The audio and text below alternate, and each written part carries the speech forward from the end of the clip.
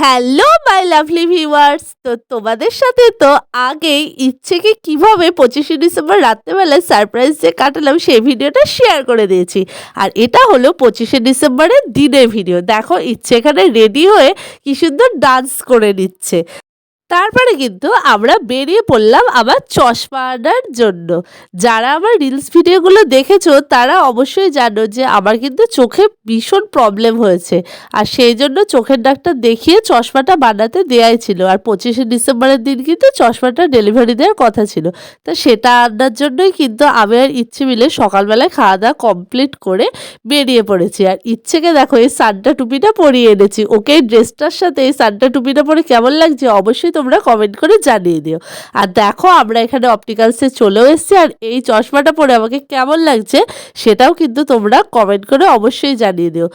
চশমাটা কিন্তু ডাক্তার আমাকে প্রায় সবসময়ই পরে থাকতে বলেছে। চশমাটা নিয়ে আমরা সোজা চলে গেছিলাম বিয়োবরে, কারণ আগের দিন ইচ্ছে যে কেকটা কেটেছিল সেই কেকটা ও কিন্তু খুব একটা খেতে পছন্দ করেনি, তাই ও খুব সামান্যই খেয়েছিল, একদম না খাওয়ার মতনই।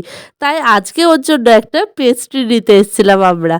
তো আমি আর ইচ্ছে এখানে পেস্ট্রি নিতে এসে দেখি এত ভিড় পড়েছে। আগের দিন যখন বাটার ফ্রুট কেকটা নিতে এসেছিলাম তখনও কিন্তু এত ভিড় ছিল না, যতটা ভিড় কিন্তু এই দিনের বেলাতে ছিল। তো যাই হোক, ভিড় ঠেলে আমরা আমাদের পেস্ট্রিটা নিয়ে বাড়ির দিকে রওনা দেওয়ার জন্য আবার টোটোতে উঠে পড়েছিলাম। আর ইচ্ছে কিন্তু ঘুরতে বেরোলে ওনার কোনো কথা নেই, ওনার মুখে হাসি ধরে না।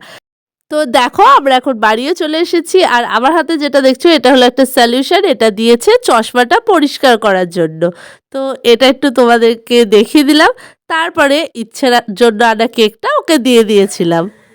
এই দেখো ইচ্ছে সোনা, কালকে একটা বাটার ফ্রুট কেক আনা হয়েছে, কিন্তু ইচ্ছে সেই কেকটা ভালো খায়নি, তাই জন্য মা আজকে ওর জন্য একটা রেড ভেলভেট কেক আনতে দিয়েছিল।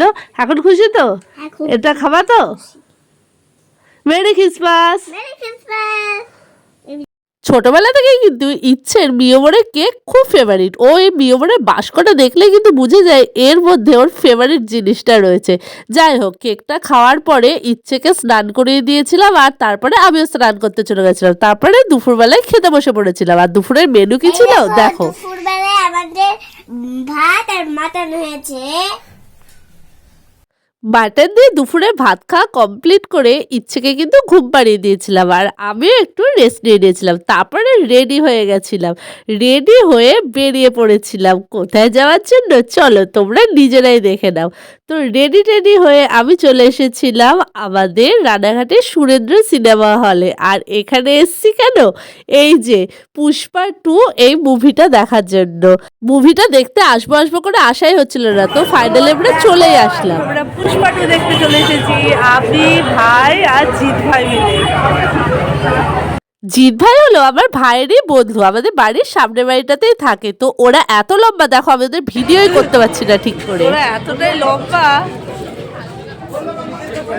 ভাই আর জিৎ ভাই মিলে কিন্তু আগে থেকে এসে এই টিকিট কেটে কিছু শুকনো খাবারও কিনে নিয়েছিল, আর আমি এসে কিন্তু দেখো মজার ভিডিও করতে শুরু করেছি। পুষ্পা ঝুঁকেগা নেহি। তারপরে ভিডিও করে নিয়ে চলে এসেছিলাম খাদানের এই পোস্টারটার এখানে, দেবকে শুভ জন্মদিন বলতে। আসলে 25শে ডিসেম্বরের দিনটাতে আমার খাদান মুভিটাই দেখতে যাওয়ার ইচ্ছা ছিল, কিন্তু ভাই আর জিৎ ভাই মিলে বললো যে ওটা পরের দিনকা যাবে। তো আর কি করব, ছোটদের কথা অনেক সময় বড়দেরকে মেনেই নিতে হয়। সেই জন্য দুই ভাইয়ের কথা মেনে নিয়ে পুষ্পা 2 বইটাই দেখতে গেলাম। তো মুভিটা কিন্তু খুব ভালোই হয়েছে, আমাদের তিনজনেরই কিন্তু খুব ভালো লেগেছে। আর চারিদিকে ভিড় দেখে যা বুঝলাম প্রত্যেক দিন কিন্তু বেশ ভালোই ভিড় হচ্ছে। আর সিনেমা হলে কিন্তু অনেক দিন পর বেশ ভালো রকমেরই ভিড় দেখা গেল। খাদান পুষ্পা 2 দুটো মুভি কিন্তু একসাথে বেশ ভালো রকমেরই চলছে সিনেমা হলে। তো যাই হোক, আর বেশি কিছু কিন্তু ভিডিও করতে পারিনি, কারণ আমি আর দুই ভাই মিলে খুব হাসি ঠাট্টা করছিলাম। আর বেরানোর পরে বৃষ্টি শুরু হয়ে গেছিলো, তাই আমরা একটু সাইড হয়ে দাঁড়িয়েছিলাম, বৃষ্টিটা কমার পরে বাড়ি চলে এসেছিলাম। ব্লগটা এখানেই শেষ করছি, কেমন লাগলো অবশ্যই কমেন্ট করে জানিও। টাটা।